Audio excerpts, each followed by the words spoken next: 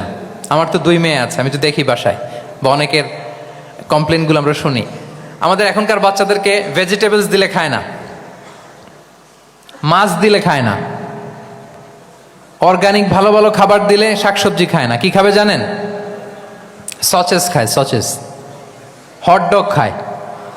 হ্যাঁ, ওই যে আপনি অর্ডার দিয়ে বার্গার এনে দিবেন, পিৎজা এনে দিবেন, ওইটা খাবে। তারপর ইনস্ট্যান্ট নুডলস খাবে, স্যুপ খাবে, ফ্রোজেন যত মিল আছে এগুলো খাবে, টিনজাত খাবার যেগুলো দীর্ঘদিন সংরক্ষণ করে রাখা হয়। তো বলেন, আজ থেকে 30 বছর আগে আমাদের বড়রা কিংবা আমাদের শিশুরা, আমরা কেউ কি এই খাবার খেয়েছি? বলেন তো, আওয়াজ করেন, খেয়েছি কেউ? They change the entire system. কেন আমরা ইসলামিক লাইফস্টাইল নিয়ে কথা বলছি এখন? কারণ আমাদের পুরো সিস্টেমটাই, আমাদের পুরো ফিতরাতটাই ওরা চেঞ্জ করে দিয়েছে। তারপর ডিভাইস ছাড়া বাচ্চারা খেতে চায় না, কার্টুন দেখে দেখে খাওয়াতে হয় ওদের। কি বলেন? আচ্ছা বলেন তো, আজ থেকে 30 বছর পেছনে ব্যাক টু দ্য হিস্ট্রিতে যদি আমরা যাই, 70-এর দশকে, 80-র দশকে বাংলাদেশের কোনো একটা গ্রামের কথা, একটা পল্লীর কথা আপনি একটু চিন্তা করেন তো। রাত 8টার দিকে, 9টার দিকে আপনি ওই গ্রামের কাউকে খুঁজে পাবেন? 70-এর দশকে, 80-র দশকে একটা গ্রামের, একটা গ্রামীণ একটা পরিবেশের কথা যদি চিন্তা করেন, রাত 8টায় সবার কি অবস্থা বলেন তো? আপনি তো ঘুম খুঁজে পান না, আপনার তো ইনসমনিয়া। আমাদের এখন ট্যাবলেট খাওয়া লাগে না ঘুমের জন্য? আমাদের তো ইনসমনিয়া হয়ে গেছে এখন। কিন্তু আজ থেকে বেশি দূরে না, 30 বছর আগের একটা গ্রামীণ পরিবেশের রাত 8টার পরিবেশ হচ্ছে সবাই ঘুম।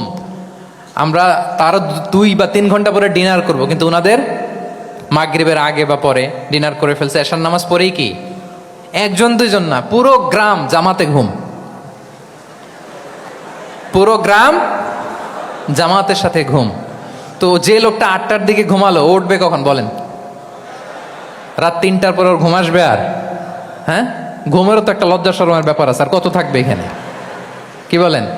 আপনি তো ঘুমাতে যান রাত 2টায়। আর আজ থেকে 30 বছর আগে আমার বাংলাদেশের একটা গ্রামীণ পরিবেশে রাত 8টার দিকে সবাই ঘুম। আমরা এখন যেই টাইমটাতে ঘুমোতে যাই, ওই সময় ওনাদের অর্ধেক ঘুম শেষ। ফজরের নামাজ পড়ে আমাদের বাপ চাচারা কি করতো? হ্যাঁ, একটু ব্যাক টু দ্য হিস্ট্রিতে তাকান না। ফজরের নামাজ পড়ে 1 বল পান্তা ভাত খাইতো। আমরা তো এখন এতটুক খাইলে আমাদের এটা বার্ন করার জন্য দৌড়াইতে হয় 5 কিলো, জিমনেশিয়ামে যাইতে হয়, কত আয়োজন, কত ওয়ার্কআউট করা লাগে। 1 বল কাঁচামরিচ দিয়ে, পোড়ামরিচ দিয়ে ভাত খেয়ে চলে যাইতো ফসল খেতে। দুপুরে আবার 1 বল, খাইতে বসলেই 1 বল। আমরা সারা মাসে খেতে পারি না 1 বল। আচ্ছা, কি খেত? খাওয়ার আইটেমটা দেখেন তো। কোনো ফরমালিন আছে? কথা বলেন। কোনো মেডিসিন ছিল না, একেবারে ফ্রেশ, হ্যাঁ, পিওর অর্গানিক। নিজেদের মাঠ থেকে আনা যে ধান, ঢেকি ছাটার ধান দিয়ে ভাত খেত। বাড়ির পুকুরের মাছ, কোনো ফরমালিন নাই। নিজের চাষ করা সবজি খেত, গোয়ালের দুধ খেত। আমরা অনেকে মনে করি যে আমাদের এই যে সায়েন্স অ্যান্ড টেকনোলজিক্যাল অ্যাডভান্সমেন্টের যুগে আমরা বোধহয় খুব সুখে আছি। আমাদের দাদা পরদাদারা বোধহয় এত সুখ করে যায় নাই। ওনারা যে সুখ করে গেছে তা আমরা চোখেও দেখি নাই।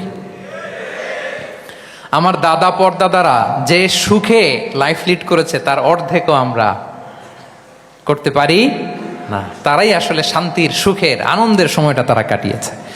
তাহলে সম্মানিত সুধীমণ্ডলী, পুরো আমি আপনাদেরকে বোঝানোর চেষ্টা করছি যে ইসলামিক লাইফস্টাইল নিয়ে why we should talk about Islamic lifestyle. কারণ পুরো সিস্টেমটাকে তারা কলাপস করেছে, করাপ্ট করেছে। ওদের ফুড হ্যাবিট, ওদের লাইফস্টাইল, ওদের স্লিপিং স্টাইল সব চেঞ্জ করেছে। তো এই জন্য আল্লাহর দেয়া ফিতরাতকে যেন আমরা প্রিজার্ভ করি, আমরা সচেতন হই। এখনই যদি সচেতন না হই, ডিজাস্টার আমাদের জন্য অপেক্ষা করছে। Just wait and see. তাহলে ইসলামিক লাইফস্টাইল হচ্ছে একটা ফিতরা বেসড লাইফস্টাইল। ইসলামী লাইফস্টাইল আমাদেরকে প্রোডাক্টিভ হতে উদ্বুদ্ধ করে। আপনার দিন শুরু হবে অনেক সকালে। প্রোডাক্টিভিটি নিয়ে অনেক লম্বা আলোচনা করা যেতে পারে। আমি ছোট্ট একটা পয়েন্ট যদি আজকের এই হলরুমে শেয়ার করি প্রোডাক্টিভিটি নিয়ে, যে ইসলামিক লাইফস্টাইল হচ্ছে আপনি একেবারে সকাল সকাল আপনার দিন শুরু করবেন। Early to bed and early to rise makes a man healthy wealthy. সবাই তো শিখেছি এটা, যে আগে আগে ঘুমোতে যাও, আগে আগে ঘুম থেকে জাগো, তুমি ধনী হবে, তারপর তুমি প্রজ্ঞাবান হবে, তুমি সুস্বাস্থ্যের অধিকারী হবে। এটা হচ্ছে ইসলামিক লাইফস্টাইলের একটা কোর ভ্যালিউ। সকাল সকাল দিন শুরু করা, মানে সানরাইজের আগে আমার সকাল শুরু হবে। কাজী নজরুলের যে কবিতা, সূর্যি মামা জাগার আগে উঠবো আমি জেগে, পড়েছি আমরা সবাই, কিন্তু হয়তো মানা হয় না। তো এই যে সকাল সকাল ঘুম থেকে ওঠা, এটা যদি আপনার মধ্যে না থাকে, এটা ইসলামিক লাইফস্টাইল হতে পারে না। You must be a morning person. সকাল সকাল উঠতে হবে। আপনার সময় এমনভাবে মেনটেন করবেন আপনি যে সকাল সকাল ফজরের পর থেকে আপনি অ্যাক্টিভ। তার মানে you have to wake up early, you have to sleep early. একজন মর্নিং পারসন যদি না হন, এটা ইসলামিক লাইফস্টাইল হবে না।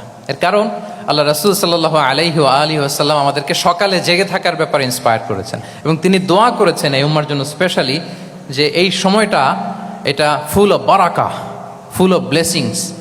তিনি দোয়া করেছেন, আল্লাহুম্মা বারিক লি উম্মতি ফি বুকুরিহা। আল্লাহ এই উম্মতের বুকুরটা, মানে সকালের সময়টা, লেটস সে সানরাইজের পরে 3-4 ঘন্টা, এই সময়টাকে আল্লাহ আপনি বরকত দিয়ে ভরে দেন। এই সময়টাতে ঘুমানো যাবে না, এটা হচ্ছে বরকতের সময়। এবং আল্লাহ রাসূল সাল্লাল্লাহু আলাইহি সাল্লাম যদি কোনো সামরিক অভিযান প্রেরণ করতেন, এই টাইমে প্রেরণ করতেন, এই বকুরের টাইমে।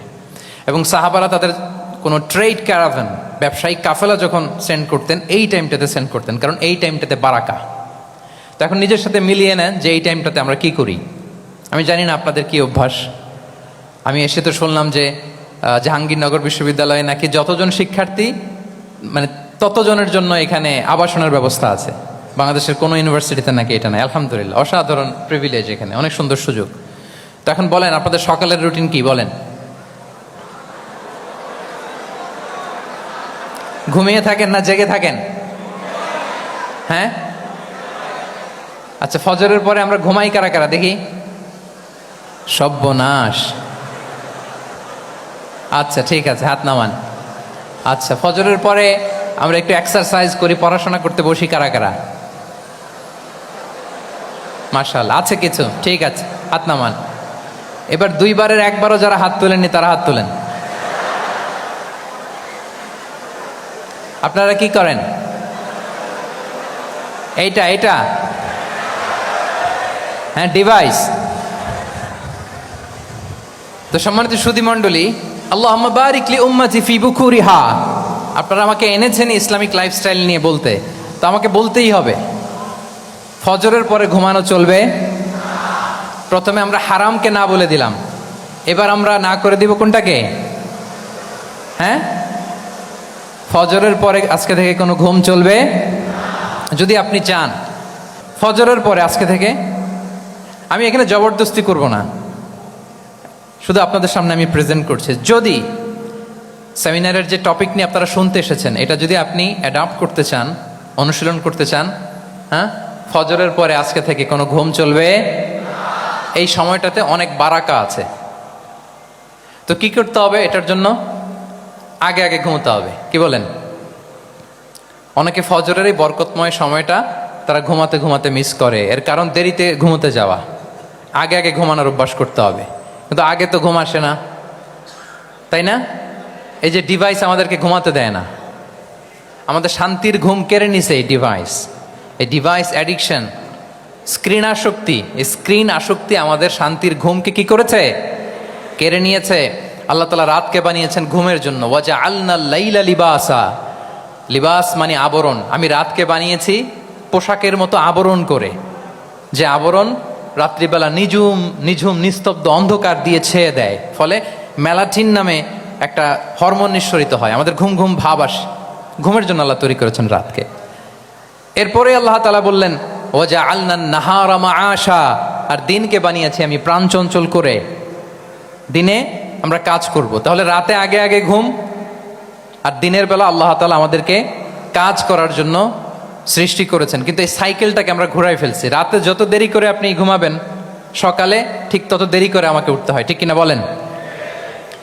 তাহলে ফজরের পর বকুর পিরিয়ড অফ টাইমটাকে কাজে লাগাতে হলে রাতে আমাদেরকে আগে ঘুমাতে যেতে হবে। রাতে কি করতে হবে? আগে ঘুমোতে যেতে হবে। তাহলে 1 নম্বরে কি বললাম? কনসেপ্ট অফ হালাল এন্ড হারাম। 2 নম্বরে বললাম প্রোডাক্টিভিটি।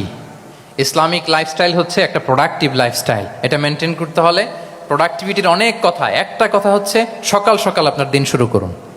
কি পারা যাবে তো ইনশাআল্লাহ? সবাই একসাথে পড়ে ইনশাআল্লাহ। এই যে আমাদের দেরি করে রাতে ঘুম আসে, স্ক্রিন আসক্তি, এই ডিভাইস আমাদের আরামের ঘুম কেড়ে নিছে কেন জানেন? এর কারণ হচ্ছে আল্লাহর দেয়া যে ফিতরাত, এই ফিতরাতকে আমরা উল্টে দিয়েছি। ফিতরাত শব্দটার সাথে আপনাদের পরিচয় আছে? হ্যাঁ, the innate characteristics of a human being. একটা মানুষের যে ক্যারেক্টারিস্টিক্স, যে ইননেট স্বভাব দিয়ে আল্লাহ তাআলা তৈরি করেছেন, নেচার, এটাকে আরবিতে বলে ফিতরাত। এই ফিতরাতের বিরুদ্ধে কিছু করা যাবে না। ইসলামিক লাইফস্টাইল হচ্ছে ফিতরা বেসড লাইফস্টাইল। ফিতরাতাল্লাহিল্লাতী ফাতারান নাস আলাইহা লা তাবদীলা লিখালকিল্লাহ।